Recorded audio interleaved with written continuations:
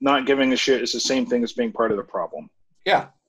So, and this is where I struggle with how I feel in a lot of these areas, because while I think, the developers walking out on this it sent a clear message, they're also failing to maybe take action in somewhere where they might have a little bit of power to do so, right? They're not continuing that conversation. They're not providing a rebuttal. They're not trying to change leadership's mind and hey, look, this is where you're likely wrong in the matter, or let me try and change your mind. Instead, they're just going to walk out because of the statement, and I think that's where it kind of fails.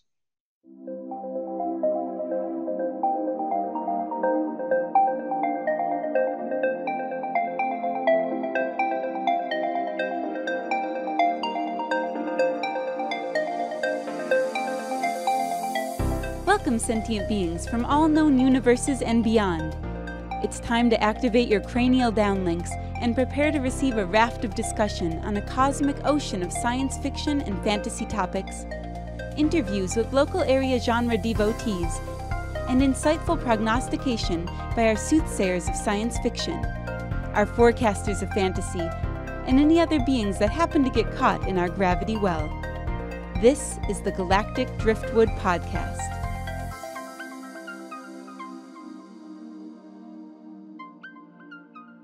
Hello, and welcome to another episode of the Galactic Driftwood Podcast. I'm Bill. I'm John. I'm Linda. I'm Seth. I'm Chris. And on this show, we're going to be talking a little bit about a range of things, mostly impacts of the COVID-19 stuff, as well as a number of things that are going on culturally right now, especially with as we approach the election. And so just a lot of different things to kind of go over. I think we should start with some of the large-scale cons that have announced that they're not going to be happening this year due to the coronavirus impacts. I know TeslaCon, which happens every November, had been planning and trying to do the con as normal this year, but in light of this giant flare-up that we've seen, especially along the southern states now, they've figured out that this probably isn't going to work in November. There's not really a good way of holding a con and do it safely. So TeslaCon's postponed, and they're going to try to do it again in November of 2021. Yeah. I'm sad about that because one of my friends, Adam Whitlash, was going to be the author guest of honor at TeslaCon this year. Right. Well, he may get to be guest of honor next year if it works out for him, because it sounds like they're just going to not completely redo the con, but just move everything back a year. So this year's theme was War of the Worlds, and so that'll be the theme in 2021, which is kind of. And Adam wrote a book on War of the Worlds, and has done a lot of work along with that kind of theme. I was actually hoping to have him on this not this episode, but a future episode leading up to TeslaCon. So hopefully we'll still be able to do that. Cool. And then John, I think you were saying there was another con that's announced they're not going to have their convention either this year. Oh, Planet Comic-Con is not happening. They're postponing. They already postponed once, but now they're postponing a full year. And that is sad, but these bigger cons have a bit of a cushion. But this is you mean literally financially? Yeah. Literally, this is going to kill a lot of cons. They'll never recover from this, and that makes me sad. Well, the other thing too is not just the cons themselves, but think of all the vendors that rely on a main source of their income being sales of things, whether it's stuff that they custom designed or whether they're reselling other products. I mean, let's face it, the convention for sci-fi stuff, convention circuit is just dead this year, and I think rightfully so, because I don't know how you can do any of that stuff safely in the current environment. Eric Larson, who runs TeslaCon, had been talking about trying to do it, socially distant, instead of having just a single panel with people crowded in, they'd have a limit on the number of people that could go to a panel, and that they would have each panel would be done twice to try to get as many people in, but the chairs in there would be socially distant, but everybody would have to be wearing a mask. And, part of the reason that a lot of people go to these cons is to be able to go into costume and get photographs. And who wants to get, all dressed up and make a special costume and then have to wear a COVID-19 mask over it? I would have actually enjoyed looking back at 2020 and seeing that. Going back, because it's about 2020. That's what this year has been. True. That's a good point. That would provide a certain window into what we're all going through, wouldn't it? Yeah. Cosplay creativity. It's like challenge accepted. It's like I'll make a mask for the cosplay. Yeah. I mean, sorry, Linda. Go ahead. But remember, Matt is an artist. One of our friends is an artist, a makeup artist, and he tends to put on the entire makeup of an automaton, and that wouldn't work for him at all. He wouldn't be able to wear a mask. Yeah. Do you have a picture of that? Because that's actually quite fantastic what he does. But I know what you mean. He can't wear a mask with that; it would ruin the makeup. But what Matt does is absolutely. Unless the other thought, maybe what he could do is paint the mask like his face, so that the mask looked like an extension of his automaton persona. Maybe. Well, I guess if you want to do it, there's a way, like kind of Chris was saying. That makeup work that Matt does is got to take a long time. Oh yeah, it takes him an hour. I imagine he doesn't want to play with a mask. It's like, you got a picture of that? Yeah, there it is. Yeah, there he is. Yeah. So what we need then is a plague con. Plague con. I like it. Masks are mandatory, and all costuming is around that. Yeah, I think it's just adapting to 2020, and you change the themes a little bit. It's going to be a little bit more work for some, and the challenge. Yeah, but I think people would actually enjoy that. I feel like right now I am looking at the committee for PlagueCon 2021. So what TeslaCon should do is there's a really good steampunk series by Sherry Priest. God. You're gonna throw out the Plague Doctor stuff, or no? It's Sherry Priest wrote a series of books about Civil War era America, and kind of it went a steampunky direction with some weird super science. Yeah, there's a Plague Doctor. The first book, Bone Shaker, was about how a zombie plague starts in I think Seattle. Because somebody digs too deep in the earth and releases a gas that basically turns people into zombies. Yeah. And so everyone who's in this zombie-infected city has to wear masks. Huh. So there's TeslaCon, maybe. You got your steampunk, you got your masks, you got some zombies. Right. Well, I'm ready to take up the challenge. Now all I need is a con that's going to stay open. I don't think they will, and I don't think they should, because like I was saying earlier, there won't be. I mean, there's still 3 cons that are scheduled in Omaha for this year. Really? Kaiju Con, Kintsugi Con, and NebCon, Nebraska Con, and it's like every one of those is basically just a death trap. Yeah, I wouldn't go to NebCon. No, not even with a mask. I don't even think Constellations is safe, even though that's a much smaller con. There's still too much, Well, they were in April and they canceled, or they. Yeah. they're postponing till next year. So. If Constellations is canceling, I think NebCon should already be starting to make motions that they're going to do that. Yeah. So, yeah, until we get a vaccine, I guess. It's like whenever that is. Well, until we get a vaccine and everyone freaking takes it. Yeah. Well, no. If we have the vaccine, they don't. It's their right not to take it, but it's also their right to die horribly. I mean, it's okay.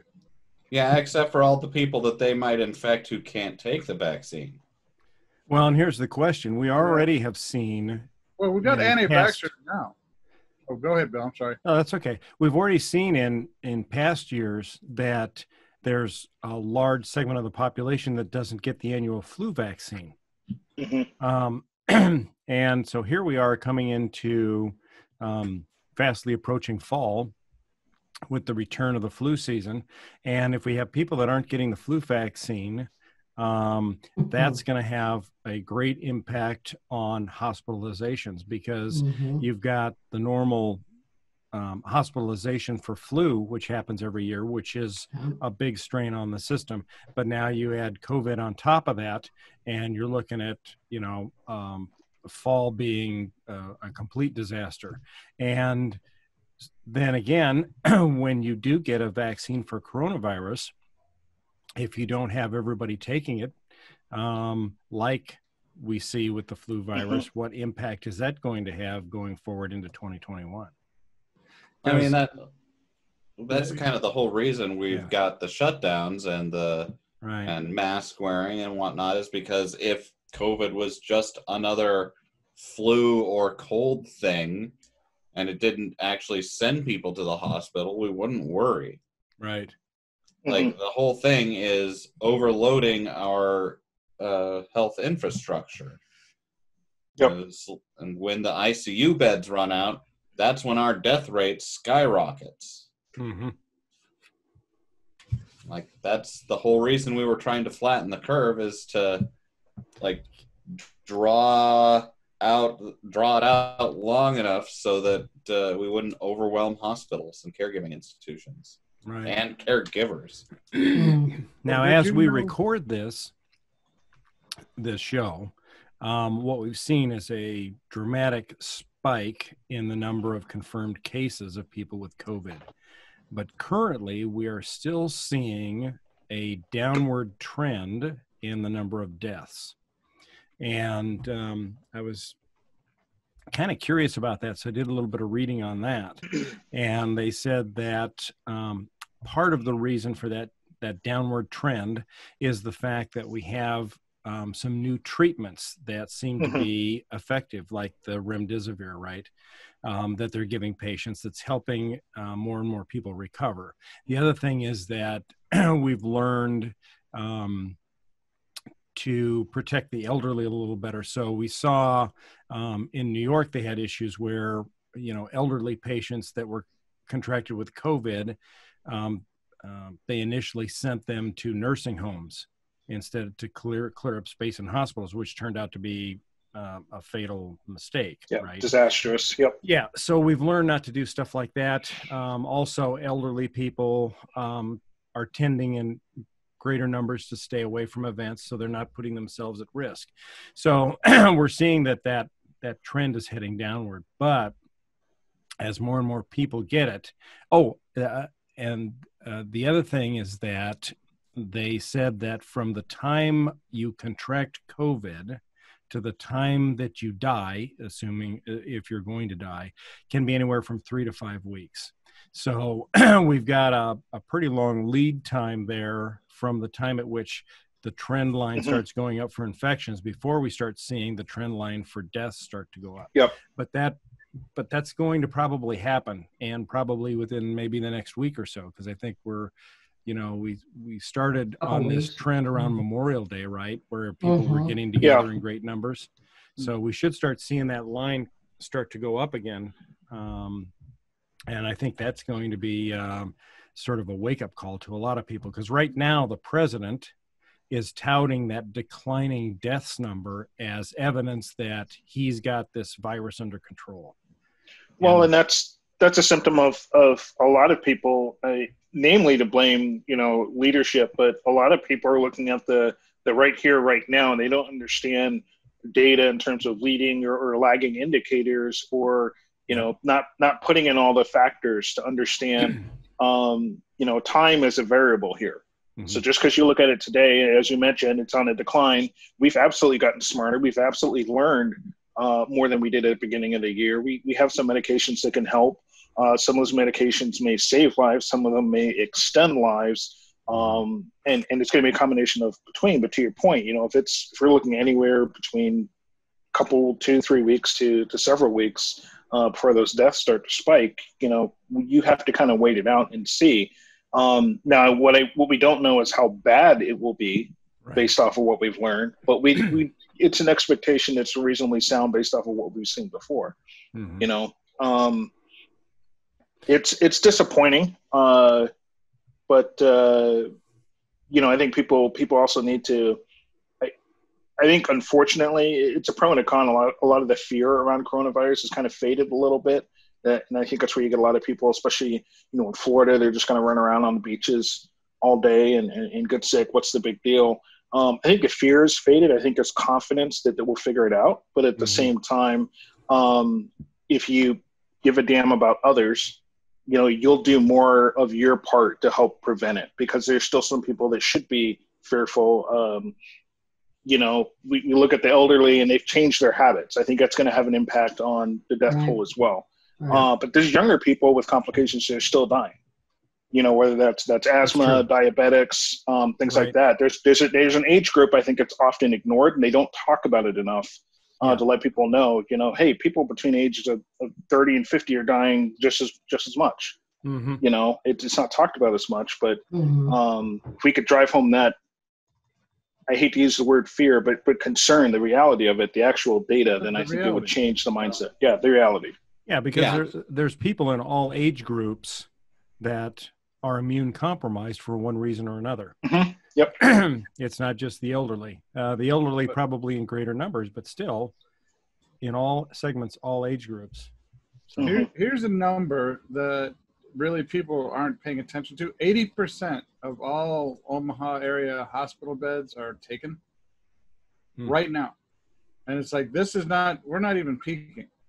It's like 80%. And Omaha, actually, one of my sociology professors talked about how Omaha, through reasons of like some kind of business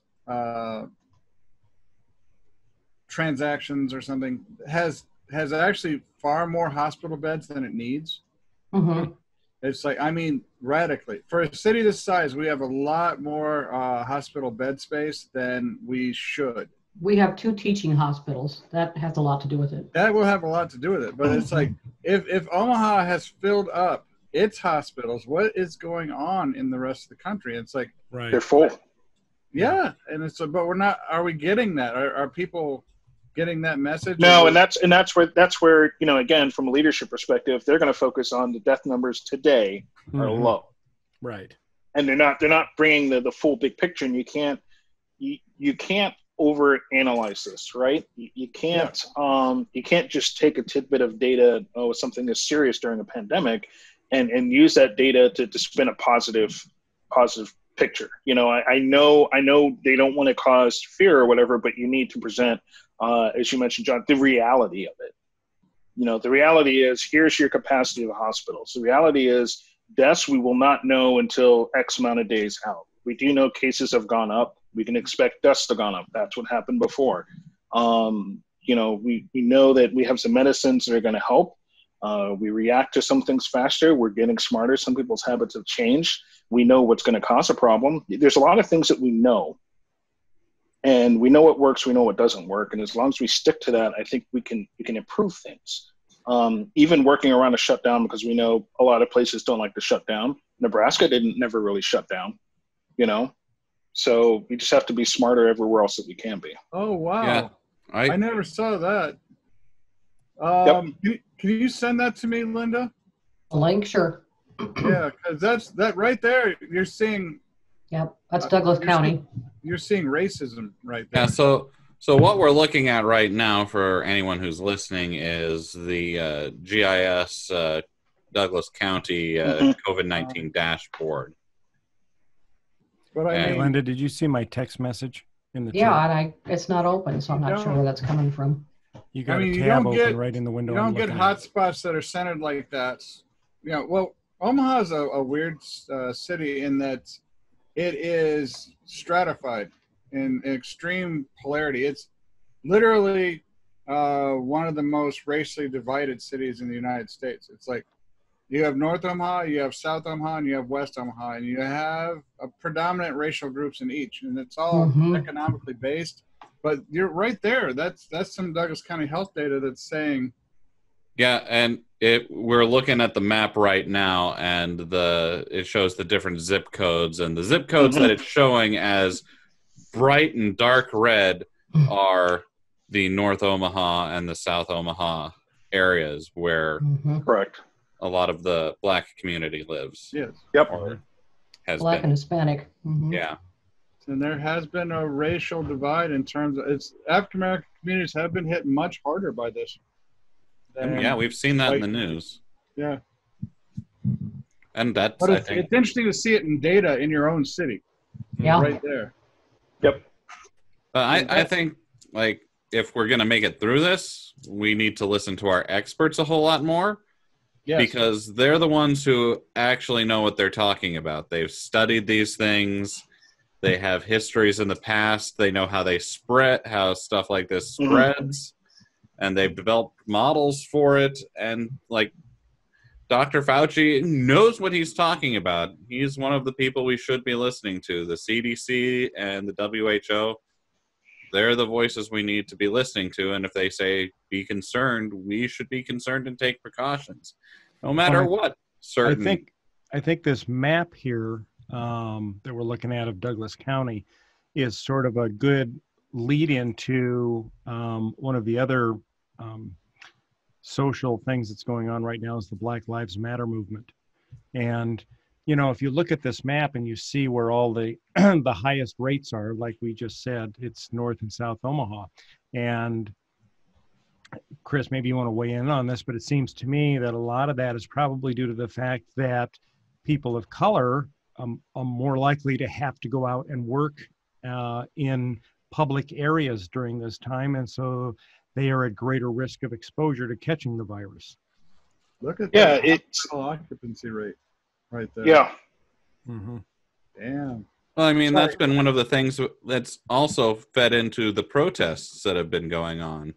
The Black Lives Matter protests this is a pandemic that is hitting the people of color, their communities much harder. I mean, it is. Meatpacking plants, for example. It's one of several factors between the different plants, meat packing, manufacturing, a lot of those jobs that America relies on to keep this nation going every day. They're predominantly held by minorities in these communities. So these are the people that have to go to work and mingle with anywhere between a few hundred to several thousand people. Meat packing plants not taking it seriously. Obviously, we've seen what the outcomes are that. So this map shows some pretty interesting things, and it correlates with something interesting here. I'll try and link it. There's a crime map. There's also like a housing map and a bunch of other statistical data. And what you'll find is that the same area that COVID's been impacting, the same area is also hit by urban development issues, by crime issues, by where housing has needed to be a little bit more affordable than it's been because there's a lot of poor people living there. They can't afford all the recent tax hikes that we've had in Nebraska particularly, but it correlates here. The map will always look the same, whether it's a pandemic, crime, housing issues, all of it. And that's where a lot of I think the outrage comes from, where a lot of the frustration comes from. It's when people are looking at, Black Lives Matters today, whether that's George Floyd or whatever the catalyst is that's driving it. what they need to understand is you're not looking through the proper lens if you're going to associate it to that one event. It's a systematic issue that's been going on for decades. And there's a lot of factors driving it. And this chart, I think, here kind of does a good job of showing those trouble areas, and those are where you're going to see the most protests, those are where you're going to see the most issues. And I challenge anyone to find locations elsewhere where it doesn't seem to reflect that, where those communities appear to be different than what you normally see other issues in. Yeah. Right. In terms of the pandemic, like these are communities that, like, one of the reasons it's hitting them harder is that, as you said, Chris, they have essential jobs, but those jobs don't pay as well, and they also don't come with as good a health benefits. Which they don't, and they don't have the same kind of access others do. Yeah, right. Which in a pandemic is what you need. You need access to health care. If you look at that map, that Douglas County map, you're also going to see it's kind of a health desert. There's not a lot of health services there. No, there's not. Literally, there's nowhere. Even if they can afford it, there's nowhere to go. Yep. So, yeah. And like, you were also talking about crime, and what you notice if you look at the data is that as poverty rises, crime goes up, and as as you lower the poverty rate, the crime rate also goes down. But these are communities that have been purposefully kept in poverty. Like you said, it's systemic. Mm-hmm. I think a large part of that is ignored. When we talk about Black Lives Matters, when we're trying to solve a lot of this, it's a battle that's going to need to be fought at both ends, from the leadership down and from the people up. The people up, their only option right now is protesting. Whether you like it or not, they've been silenced to a degree where they've been limited on whether it's local voting policies that prevent them from getting to the booths, and all the way up to, how do I get more pay for my job that's fair? It's a whole broad range of stuff. This is tests by zip. I was seeing if, and it's pretty heavy now out in West Omaha, the number of tests that have been done, and it's lighter definitely in the other areas. Yeah, a lighter set of testing, yet a heavier results of coronavirus. So, well, as we know from the president, if we didn't test, we wouldn't have any cases. Now you've been thinking. Actually, this map kind of disproves that, because Linda just pointed out these tests are lighter, and the last map showed us that corona is impacting those areas more. Yep. So, but yeah, that's a mighty fine president we've got there. Mm-hmm. Yeah. Real galaxy brain, that guy. Yeah. Galaxy brain. I don't think we can survive 4 more years. I really don't. Well, yeah, and I saw, I didn't watch it, but I saw the news coverage of the speech that he gave at Mount Rushmore with all the fireworks, and then, of course, the subsequent one he did on the mall. I couldn't do it. You're stronger than me. I just watched the news coverage. I didn't watch the I didn't watch the speech, but it's more the same with this guy. It's the discounting of the Black Lives Matter movement, the calling of the people that are engaged in these protests Marxists and liberals. I prefer the term conflict theorist, but yeah, I'll accept Marxist. I can live with that. Yeah. And he's going out of his way to double down on dividing the country rather than trying to unite the country and see positive change. I mean, what kind of a person do you have to be out there supporting the retention of Confederate monuments and refusing to allow the military to rename military bases in the South that were named after Confederate generals? He doesn't care. It's right. Like, this is just resonating through his base. So honestly, the question is, what kind of people are they? Mm-hmm. That they respond to this. This is the Pavlovian bell that you ring to get these people to do what you want. This is like nuts. Well, and what does it say about his values that all he cares about are the racist, homophobic values of his base? Well, they give him the attention he wants. Mm-hmm. So here we have a little interesting discussions, or like political discussions, starting up on a sci-fi show. And I know that we'll have listeners who either come into this program new or have been listening for a while and go, oh man, why are they getting political? We come here for sci-fi and nerd stuff. But I mean, sci-fi's always been political. Yeah, science fiction and fantasy and genre fiction in itself are inherently political and have always addressed these issues of racism and homophobia, and like that's a large part of the stories. Like a large part of why I am not a conservative Trump supporter now is genre fiction. Mm-hmm. Even though the sad puppies might have you think otherwise. The sad puppies are sad, and they don't deserve the puppy name. No. Puppies are good, inherently good, and they are not. Puppies are good. Right. Puppies are good. Yes. Call them the sad zombies. That's what they are from now on. They are the sad zombies. It's like, well, I mean, George Lucas has always said that sci-fi is political. Star Wars is political. Yeah, I just listening to one of an interview that he was giving where the original trilogy was definitely anti-authoritarian around the Vietnam War. Yeah. Yep. Yep. Yeah. So it comes straight out. I mean, Star Trek.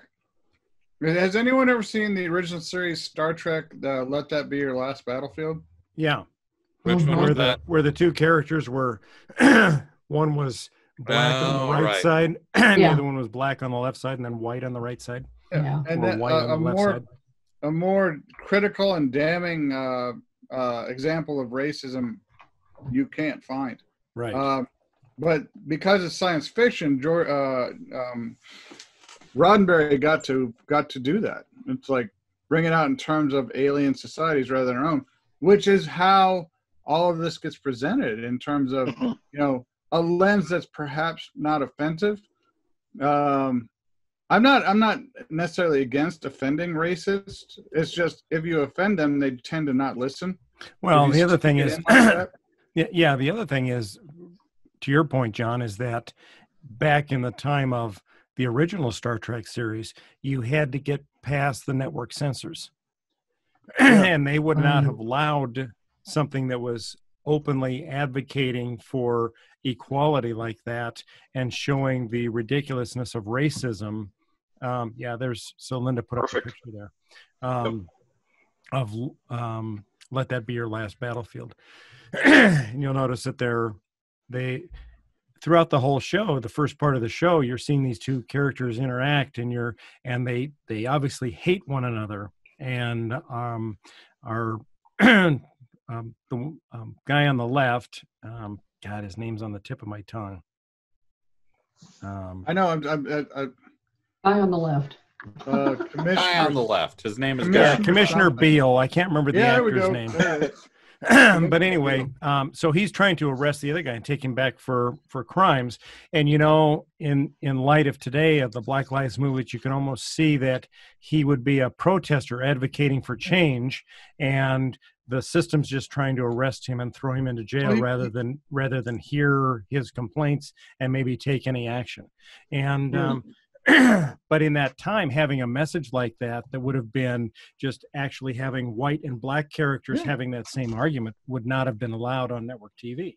The guy that Commissioner Beale was going after actually was a leader of a movement of an uprising, which it's like a lot of people like to assume that the status quo that's evident in any place or society is the way things are supposed to be. Right. But they either are not, or maybe they were at one point. They had a function, but they no longer do. So it's hard to change. I mean, it's like, I'm glad Roddenberry was there to point that out. It's like they could sneak that one by the censors. He had a real problem getting the first African-American kiss, too. Right. Past the censors. So, yeah, the story about that, I like the story of how that happened, too, is that the censors would not approve the scene, and they had X amount of time to film the episode. And so William Shatner was kind of like, okay, so let's try it without the kiss a number of ways. And so every take that they'd try without the kiss, he would do something to screw up the scene and make it unusable. Until they were out of time, and they did the kiss for the very last scene, and that's the one they had to take. They didn't have any more time to refilm it. Now, I like William Shatner, but let's not make any bones about the fact that he wanted to be known for having the first African American. Oh, yeah. Sure. Yeah, I'm Yeah, sure it wasn't any he- sort of political statement. It was for his own fame. That He did that. can make that about, like, sure, he made it about himself, but it's still... At least it happened. It A happened. lot of TV stations in the South Refused to carry it. Yeah. So, yeah. Mhm. I mean, it's like I would like to think that we've gotten better, but we really haven't, have we? All I can find is a tiny one, but there it is. Yep. Yeah. I saw that episode, and it's a weird episode, too. Like, Yeah, it's Yeah, like Plato's Plato's Stepchildren Stepchildren is you don't think of that as where you want to put your political message, but yeah, it's there it is. It's like they're also very mean to the dwarf in the episode, but Mhm. Yeah. Yep. that bit him in the ass. Yeah. did that bite them in the ass? Pretty sure. Yeah, because the dwarf got power at the end when they injected him with the serum. Make his Nice. blood as powerful as the other guys. I'm gonna have to go back and watch some of these now. Yeah. Well, and then another Star Trek episode strikes my mind, and it was similarly talking about prejudice, but it was more along the lines of LGBT type stuff, and that was a Next Generation episode with Will Riker, where they met an androgynous species, I guess. Where they had no sex, and there was a character in there that felt in their marrow that they were a female character, and they wanted to be a female character, and that was so abhorrent to this race that they were they ended up, I think, at the end taking her for some sort of that one there, where they were taking It's called her the to be Outcast. re-educated or Outcasts. something. Yeah, Race called the Janai. right. Yeah. Yep. Mhm. Yep. However, Riker was good enough for me. That's true of Riker. I mean, I know I'm making a Riker joke, but yeah, that was handling transgender issues. Yeah. Yeah. So sci-fi has a long history of doing this kind of stuff. So, which is cool, because I think that's how you start changing hearts and minds.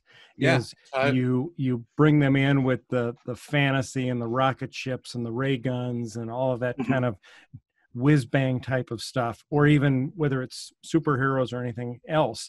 As long as you can get them interested in that, you bring them in, and then within that you carefully wrap a story that's designed to teach people something about, equality, hopefully, and getting along with other people, and making the world a better place for everybody, not just for you. I mean, more recently, the Black Panther, one of the biggest Marvel movies ever. Yep. Mm-hmm.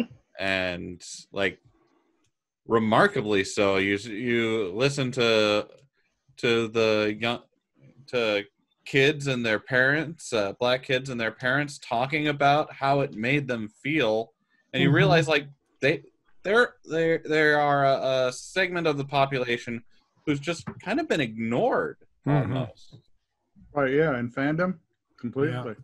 And so yeah, Black Panther 2, that's coming out in 2022. Let's see. Is it going to be the same actor, or are they going to replace him with her sister in the movie? I have not heard yet, but I mean, that's not untold in the comics, is Shuri getting the mantle of the Black Panther, and that would be interesting. That'd be pretty cool. And just like stuff like the director, like Marvel handed like one of their biggest, that was a semi-risk Marvel took of handing making the director of the movie a relatively young a black creator, Ryan. Yeah, I just had it up. Ryan Coogler. That's right. Yeah. I mean, not that he was unaccomplished. He had done Creed and Creed 2 before that, but still, like that's Disney's not a risk-taking corporation, so and it I just all right for them because to that I'm just gonna give you Ryan Johnson. There we go. I had to say it. It's like, yeah, I know you had to say it, but not everyone agrees with you. So I'm sad that there's still denial in the world. Then I mean, I'm sad that you still don't recognize you're wrong. So the gloves are off. But I love you, Seth. I know, and I love you despite your wrongness. Oh, wasn't that so easy? Yeah. See, now you're such a big guy, man. It must be hard to be so cool. It's like, I want to be just like you when I grow up. I do. But, like, speaking of Ryan Johnson. My name to Sean right now. Speaking of Ryan Johnson and The Last Jedi, I mean, John Boyega has been really active in the Black Lives Matter movement. Mm-hmm. Indeed. He has been. Right on that note, I mean, this is where some of these people sit today, where they have a platform that they can stand on and have a loud voice. And one of his tweets, I think, in the articles that would link was, hey, I don't know if I'm going to have a job after this. Yeah. Right. But I was really encouraged to see so many people standing up and going, "Don't worry, man, we've got your back." Yep. Mm-hmm. I wonder what racism looks like in the UK, where Boyega's from. It's like that. Well, I don't know. Obviously, I don't live in the UK, but I do see articles from time to time, that come out that speak towards that. They may be a little bit more hush hush about it, but it's still definitely present there. It's still there, and I think what the protesters are getting sick of there is the ignoring it. Mm-hmm. Here it's up front and center. It's in everyone's face nowadays, especially with current leadership. But there, it just seems to be very. We don't talk about Trump for that. Yeah, no, that's we can thank our militarized police for that. Well, and a system of no accountability. Well, yeah, that predated Trump. Yeah, but he's kind of he has given voice to a segment of the population that we told to shut up during civil rights, and now feels like they can talk again. They've always been there, but now they feel like they can do whatever they want. So is it a bad thing then? I mean, it to your point at the very, very beginning of this, there are those that are kind of silent that we never see that hold these racist views. Maybe so a point was made that we can blame Trump for all the voices that now have a platform out there and all these bigots that are coming out. And I was just making a little bit of an aside that there's some good to come of it, because now we know who they are, where they are, and we can let everybody know that the reality is they're still out there. We knew it, but if you were curious at how bad it was, now you know. That there's still work to do. We can't be silent about it and just not do anything. There's still action that needs to be taken. There's still racism occurring every day and all that. And I think it's also good that we are shining a light on it for the people who weren't hidden racist, but were maybe on the fence and just thought we're done with racism. We had the 1960s, we solved it, and this is hopefully shining a light and said, no, this isn't done. This isn't solved. We have work left to do. Yeah, it's almost as go ahead. No, go ahead, Chris. I was gonna say it's almost as if we go back 50s, 60s, 70s, and we had a big argument then, and we said, look, you do you, we agree to disagree, and go back to your basements and just be quiet. All right, we're all you have to make an effort to get along with everybody publicly, and now it's no, that's not good enough, and it's not. and we still have a long ways to go and a lot to do, as we've seen in the past 4 years. A lot of stuff is coming to a head, needs to be addressed. Mm-hmm. What are you guys' forecast for the election in November? What do you think is going to happen? Well, I think Trump's going to lose in a landslide. I would agree with that, but this last election kind of made you nervous. Doesn't give me a lot of confidence. Oh, right. That it's a certainty. Hillary dropped the ball hard. She kind of just gave up. She kind of assumed she was going to win. And it's like his polling is terrible because he keeps replaying the same message of hate, yet I don't think there's as many of those people as he thinks there is. It's like, so his numbers keep trending downward. And it's like he's killing people because of his response to the coronavirus. It's like his biggest thing was the economy, and now the economy shot. And it's like indirectly because of him. I mean, literally you could say, oh, the coronavirus did it, but his response to coronavirus was such that we now there's places that are now sheltering in place again, which means, all of these people are going to lose their jobs. The way he handled the Black Lives Matter protests was awful. He barricaded himself into the damn White House. He put up like concrete road partitions around the White House. Bunker boy. And he hid in the basement. Right. He was afraid of all the people. And it's like, what kind of message is that? I mean, it's just Biden's way ahead. And it's like, oh, and guess Kanye jumped into the race yesterday. That's all. Always a help. It's always hard to tell with Kanye because he's a little bit of a nut job. But he didn't he come out with a pro-slavery message a couple of years ago? He's, and it's always late at night. Like, I don't know if he's getting into the drink or something, but you just wait 9-10 o'clock Central Time, you'll see something posted from him. And last night was, I'm going to run for, the president of the United States. And what? No, that happened. But, he's a little bit late to the race, and in a lot of states, you can't add yourself to the ballot anymore. So, right. But, I mean, it's cool because literally the votes he would take would be the ones of Trump's.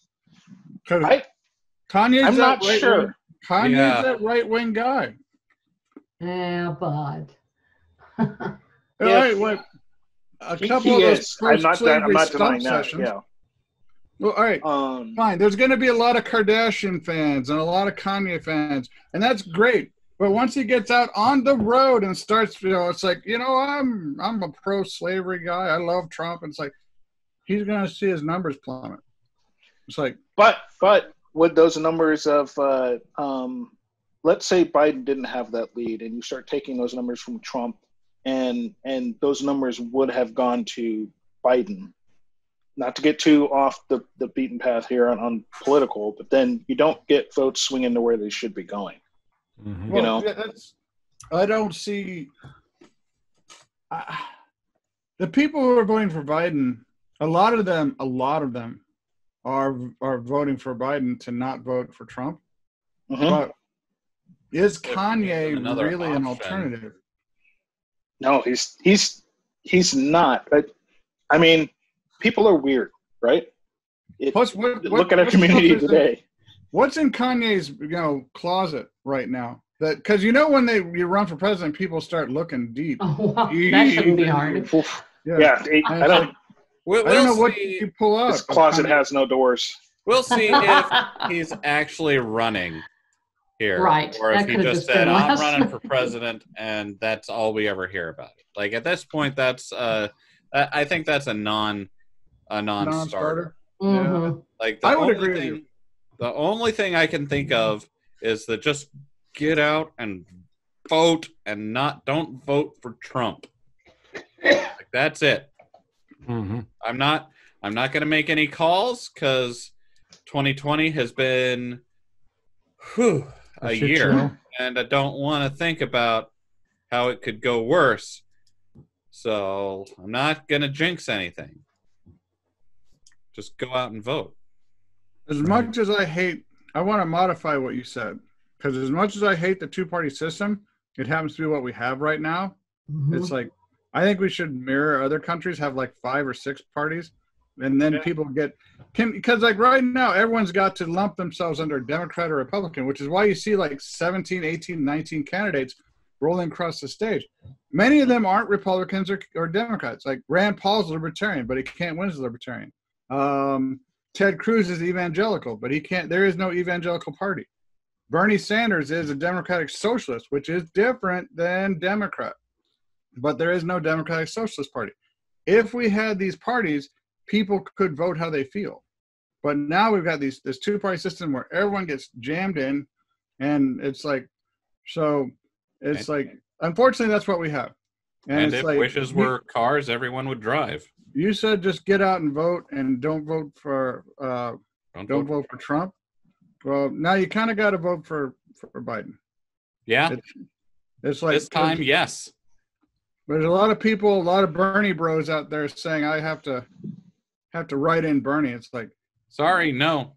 Swallow it and vote. Look where that got us last time. Vote how you want. Everyone out there, vote how you want, but understand what's going to happen if you don't, do. And I don't want to. I really don't want to be the spokesman for the 2-party system, but I don't think we're all going to live another 4 years of Trump. So we're not going to spawn a new party in between now and the election. Yeah, let's get through this, and then let's do something. So to wind back a little bit. Yes, absolutely. Why this all came up, and it started with the corporations, and we were talking about virtue signaling and everything like that. And I want to drive home the conversation that we're having now about the 2-party system. I feel like a lot of these corporations, that's a struggle that they're dealing with, right? If I pick a side here, who do I alienate? Is it worth losing those customers? And I would argue that yes, you don't want the type of customers that support something that doesn't stand for equality and getting rid of racism and finding that level playing field where we can all get along and enjoy something for what it is, without all the bigotry behind it. And I think that's where a lot of those companies are struggling.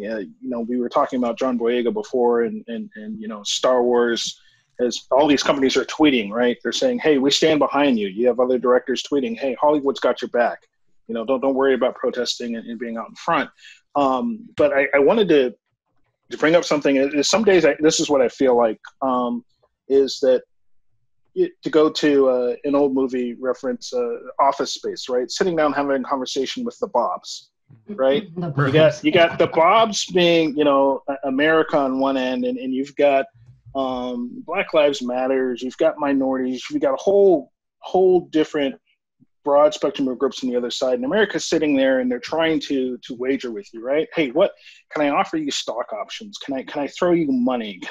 What can I do here to make this maybe a little bit better? Yeah, right. And the reality is, if we all remember in the movie, that the Bombs were still doing some things that nobody really liked. They're laying people off, they're screwing people over, giving people promotions that probably don't deserve it. And they're still going to do that, right? This is a conversation about what can I slide you under the table here to appease you. And what I feel like some companies do, even in the sci-fi community, the gaming community, is they're throwing money out there, right? They're throwing statements out there. But what I want to see, what the lack of what I see is, if you're going to sit there and say, I'm going to give $200,000 to any organization out there, pick one at random, to support Black Lives Matters or Black directors or Black writers, or even Hispanic ones, of any background, but tell me what that money is going to do. What does that accomplish? Whose pocket does that money fall into? What action items are you going to take? How are you going to change their day to day?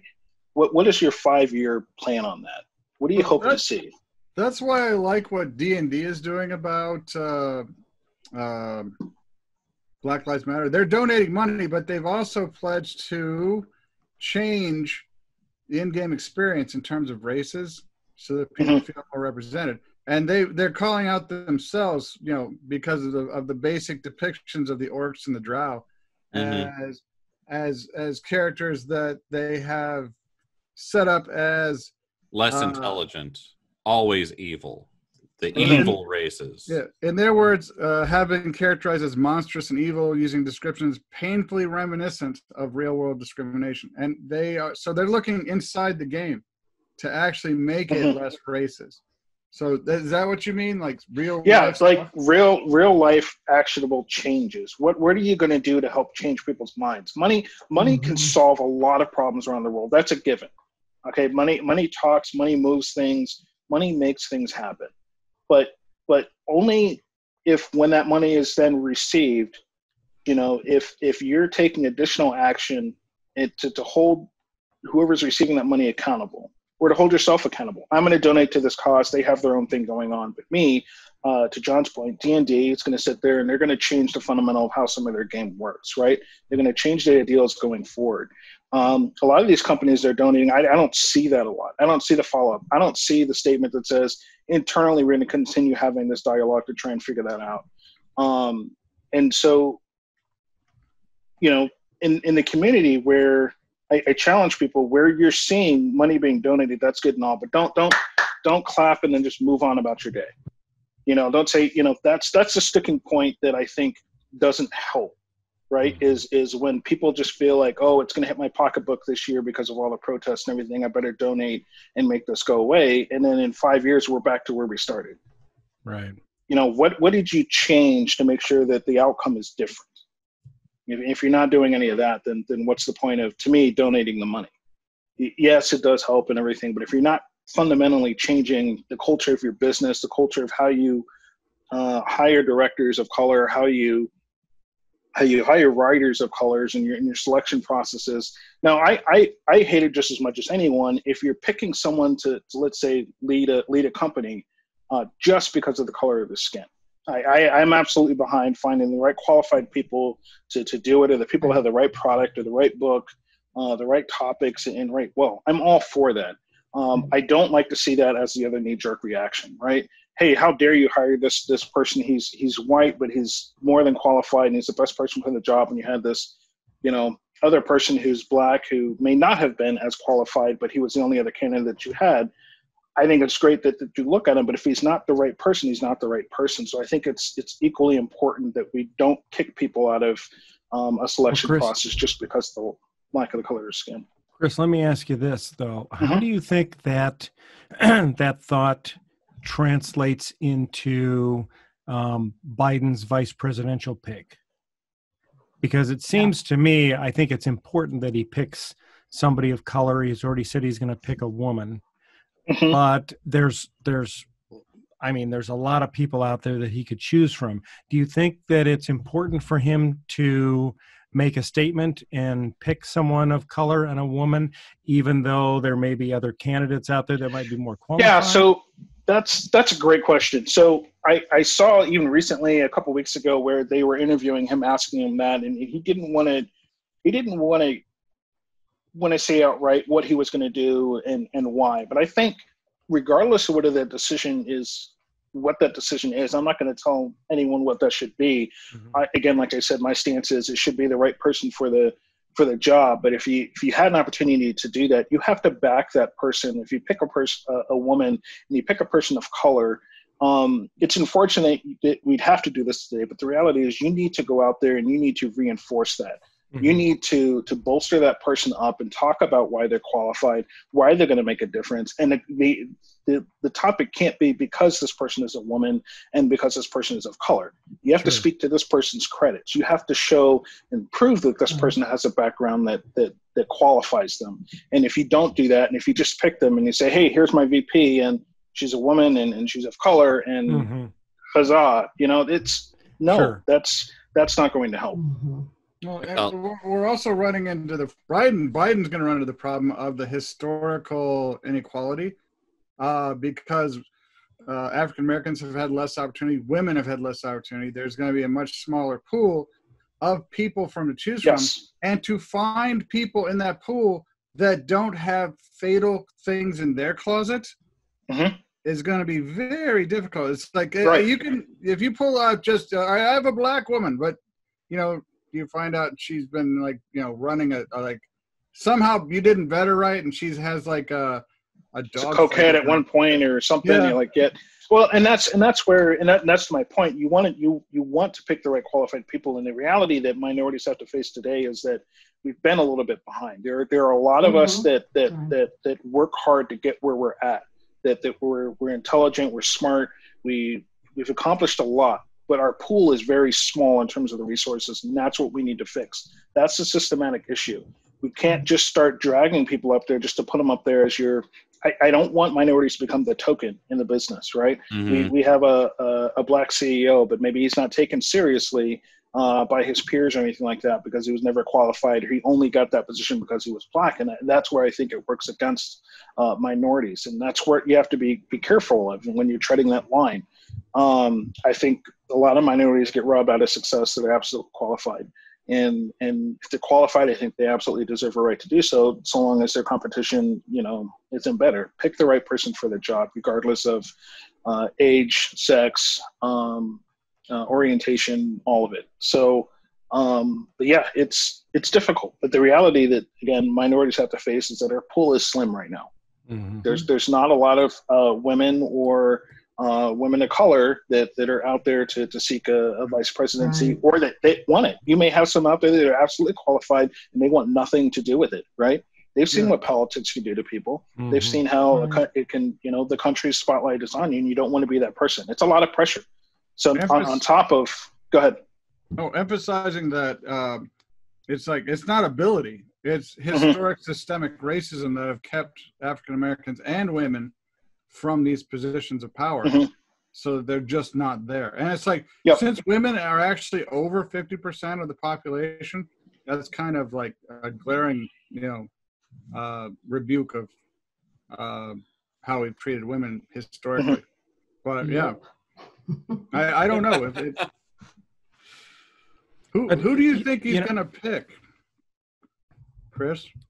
I don't know, and as soon as I saw that, it came down to, hey, look, I'm going to pick a woman. Is it going to be a woman of color? I've largely ignored it, and I want to be surprised, and I want to do my own history. I don't have a favorite person because I feel like the pool is slim, and me personally, I may never be satisfied with whatever the selection is. I don't have a favorite.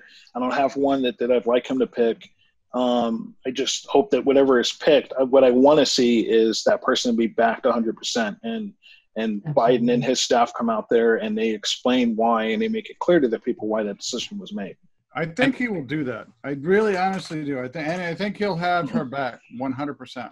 I think this is an opportunity for the Democratic Party to not only choose a good VP candidate, but also to groom their next presidential candidate. And speaking of virtue signaling, the Democratic Party has relied on black votes forever, yet has a history of not delivering on the promises. So it's also a chance for the Democratic Party to actually live up to what it says it is in terms of African Americans. Agreed. Mm-hmm. Again, it goes back to the actions that you take. Is what's going to define, who you are as a party, who you are as a leader. These sci-fi communities, who they are, how they represent themselves, is by the actions that they take. I don't buy into the donations all the time unless I see some follow-up action. Yeah. How do you think the optics of the Republican and the Democratic nomination conventions are going to play out this year? Because it seems to me they're going to be completely opposite, right? So Trump's going to have these huge rallies, no social distancing, no masks, and it sounds like Biden and them are going to do everything with social distancing as much as possible, masks, things are going to be done. A lot of things are going to be done virtually. There's going to be no major campaign convention event. How do you think that's going to play into the election this year? You think that's going to have an impact where people are going to see, Trump's big Star-Spangled Extravaganza convention, and that's going to affect a lot of voters versus Biden's more subdued? I think oh, go ahead, Seth. I'm sorry. Yeah, I think as the COVID-19 situation becomes more serious, and it is going to get more serious as we get further on into the year, and we're seeing more of the consequences of Trump's lack of action and chosen like his whole "we just have to live with it" thing. As we see more people die, I'm hoping that we're smart enough to see that the people who are acting responsibly are the ones who should be in charge. Like that's what I want to believe. That's my hope. Well, I mean, I'm sorry, Seth, but the cat butt is just right there.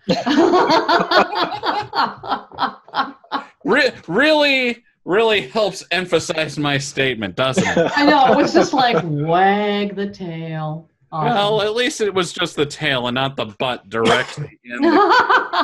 That was awesome. What were you going to say, John?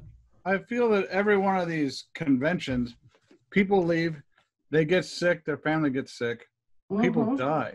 And it's like, I think that actually changes people's minds. It's like, not only that, but everyone they know knows that they got sick. These people got sick at a Trump rally. It's like, I mean, he couldn't even fill a 19,000 person stadium in Tulsa.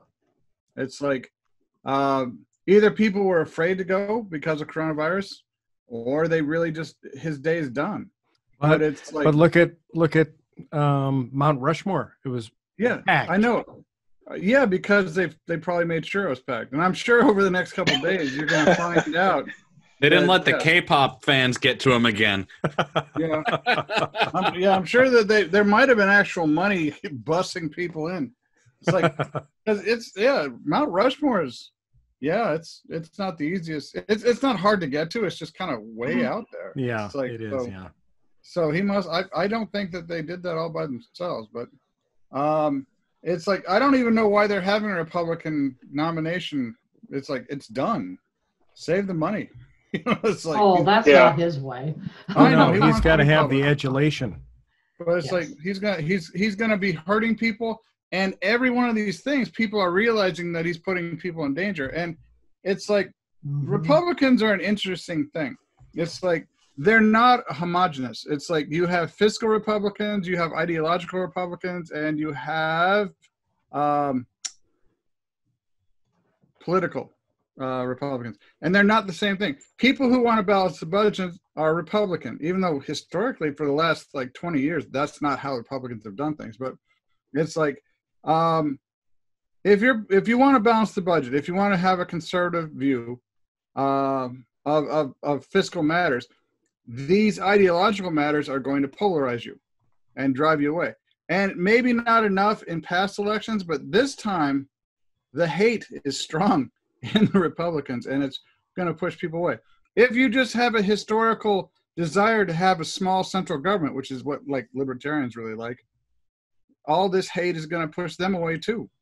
Mm-hmm. It's like, little bit by little bit, Trump is literally chiseling away at his own base until he's just got this white hot core of anger, and that's what he's got. I mean, with the emphasis on white, on the white. Yes, right. That I did not mean to make that analogy, but it is apt, I would say. I won't shy away from it. I want to kind of go back towards something that Chris was saying earlier, in that he wants to see actions taken, that actual changes made. And I feel like one of the best things that we in the science fiction community can do is to do a lot more promoting of Black voices and stories, and what I was saying about Black Panther earlier, and just how important that was to a lot of people. And Jordan Peele, he's gaining a lot of traction and power, and I feel like we need to do more to encourage those. I think like as far as allyship goes, serving as a booster more than kind of boosting voices, much more than just talking about it and making those other voices much more prominent.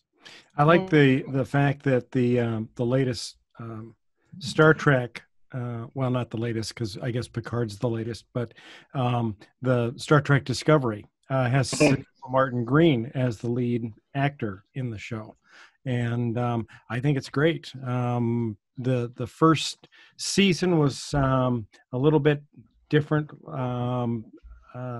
Maybe not my favorite, but definitely season 2. Let's just say it's promise. had a rocky road, and Yeah. I see potential in season 3. Mm-hmm. I really do. I'm looking forward to that. But no, it is having her as the lead, as literally the focus of the show is new. Yeah, I mean, you have a lot of people who are actors, but literally she's the Kirk, she's the Picard, Right. she's the Riker, she's right there. She is the one, and that is cool. But it's like I liked where Seth was going. But how do you feel about how black cosplayers are treated in the community? I mean, we covered this last week a little bit, or not last week, but in our last show. And that, I mean, black cosplayers face issues that other people just don't have to do. Like, you want to be a character, you face the people going, no, that character wasn't black. You can't do that. Yeah. But that's the reality of it. You're limited by what people perceive someone should look like. Yeah, and I mean, comics suffers from the same issue as everyone else, is that there are just fewer black superheroes to pull from.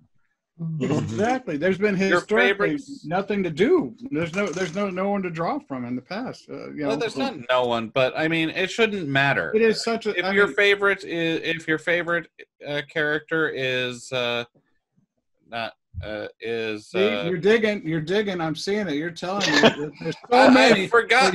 Who is Carol Danvers? What is her superhero name? It's blank in my brain. Captain Marvel. Yeah. Like if Captain Marvel's your favorite, you're a black cosplayer, you should be able to do Captain Marvel. Yeah. It shouldn't even be an issue.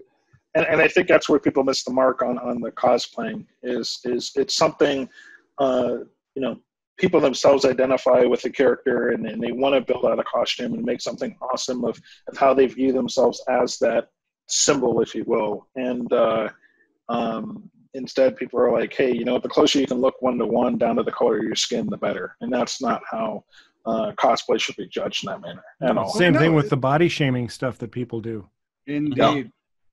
But it's like I've gotten into some seriously animated arguments, if you want to call them that, with people. I want to see a black Superman. I do. I would like to see Black Superman. But all these people are telling me he's not. He's historically white. I said, why? It's like he's Kryptonian. It's like I don't even understand. But it's like they're like, well, let's make it Val Zod. It's like, let's make it Superman. It's like, why not? It's like, first of all, Superman shouldn't look like people to begin with, because the environment that he evolved under is totally different. But the fact that he's white is totally, arbitrary. It's like, you make him black. Here, let's make him black. It's like, and you know what? Michael B. Jordan wants to play that, and I'd love to see him play that. I think he'd be very that would be good. That's a good place.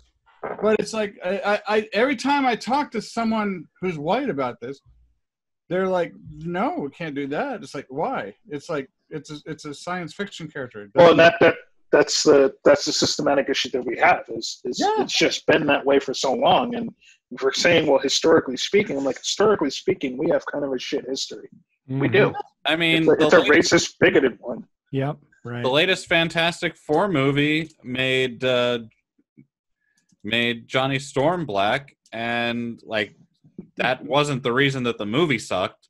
There's a cosplayer doing a Superman. Okay, yeah. Like you can do that. They're fictional characters whose pasts and like it's not like you can rewrite the past. Comics does it all the time. Look at this one. That guy is awesome. That is pretty that awesome. Nice. Well done. Mm-hmm. Excellent. So they're definitely out there. Yep. Yeah, I mean, it's like it's. Oh, that one's good. That's a good that? Naruto cosplay. Oh, is that Naruto?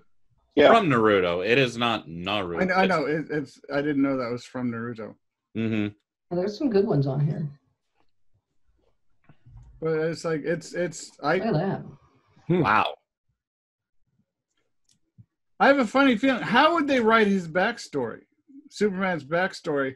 if The he was exact black? same. The exact same. Mhm. Yeah. Yeah, why would it need to Yeah. be You don't different? have to change the backstory at all. Can you avoid the? All right, he'd be growing up in rural Kansas as a black man. Can you ignore that? No. Can you leave He'd that have out of some- the story? He'd But have, based like, on the some of script. that would change. Yeah. That's what I'm saying. So you're saying exactly the same, except some has to change. I'm But saying- no, I think Seth was talking about his more origin him coming from Krypton being yeah. His origin backstory. from Krypton, yes, but once he gets here, because his origin. So, and that's where it comes down to the directors and whether or not they want to portray the reality of what a colored Superman would have dealt with growing up in Kansas as a boy, whether that's bullying or racial slurs and incidents he would have come across and things like that. That would have changed. It wouldn't have been the perfect life growing up or anything like that. And that's where the challenge is on the studios out there to decide how they want to portray that story.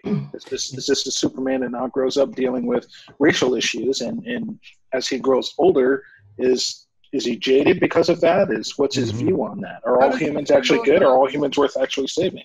How does he feel about not being able to get into college? How does he feel about not having less housing options? Well, how does he feel about lower income lifetime? I mean, all of these things, I would think, kind of have to, at least over time, make their way into the story of Black Superman. They would if they were to be realistic, or he could just, have been adopted by a very rich, wealthy, white family and grown up like Batman and just been all hunky-dory, What if Ma and Pa That'd be the lazy writing. But yeah, that wouldn't be a story happen. I'd want to see. I'd want to see how Black Superman would respond to instances of police brutality. How would Black Superman respond to Batman's brutality? Police. There's a Batman v Superman story right there. Mm-hmm. Yeah. Oh. Yeah. Well, we're a little over time here, I think. Do we have anything else we want to touch on before we go? Or? What are you talking about?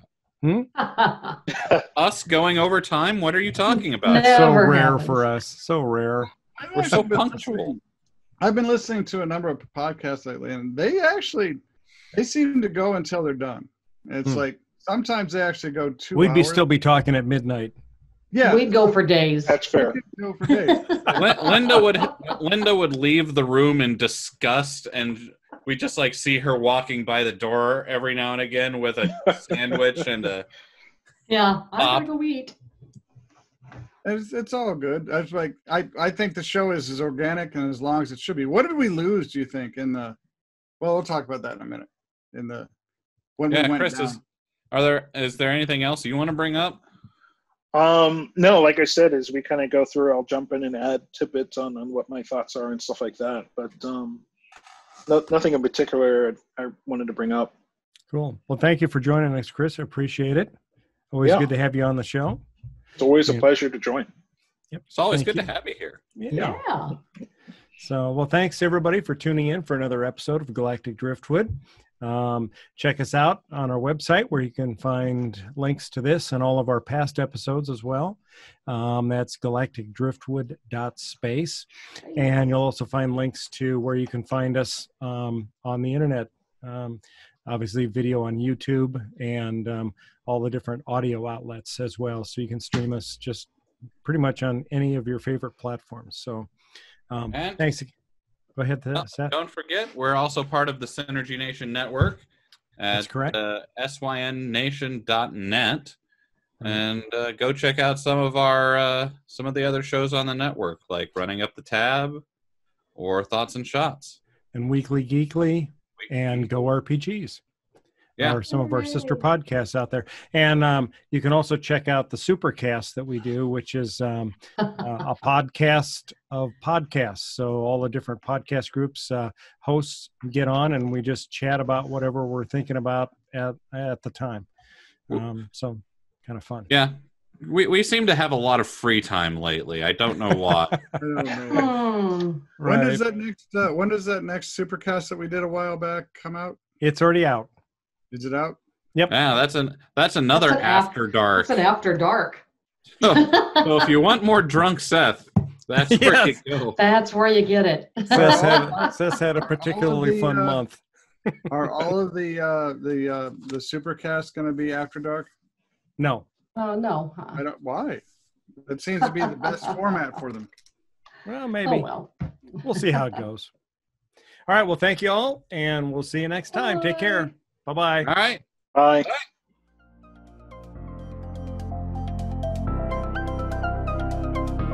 Thanks for listening to this episode of the Galactic Driftwood podcast. For more information and past episodes, please visit our website at galacticdriftwood.space or subscribe to us on YouTube.